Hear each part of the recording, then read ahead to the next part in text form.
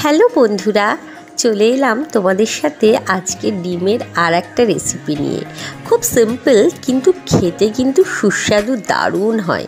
তোমরা একবার বাড়িতে বানিয়ে দেখতে পারো। তাহলে চলো দেখাই তোমাদের আমি ডিমটা কিভাবে করছি।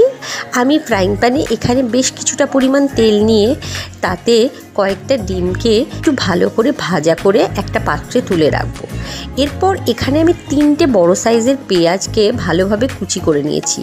এবার ফ্রাইং প্যানে আরও কিছুটা তেল দিয়ে পেঁয়াজগুলোকে দিয়ে ভালোভাবে লাল লাল করে ভাজা করে নেব। এরপর এখানে আমি একটা পোস্তর পেস্ট তৈরি করে নেব। আমি এখানে 50 গ্রাম মতো পোস্ত নিয়েছি। ভালোভাবে পেস্ট করে যখন পেঁয়াজগুলো খুব ভালোভাবে ভাজা হয়ে যাবে তখন পোস্তটা পেঁয়াজের মধ্যে দিয়ে দিতে হবে। এরপর পোস্তটা দিয়ে ভালোভাবে কষাতে হবে। কষিয়ে যখন একটু তেল ছাড়া হয়ে যাবে এতে কিছু পরিমাণ দই অ্যাড করে দিতে হবে। স্বাদ মতো নুন, মিষ্টি, আমি পোস্তর সাথে 4-5টা লঙ্কা বেটে দিয়েছিলাম। দিয়ে সামান্য একটু হলুদ তোমরা দিতে পারো।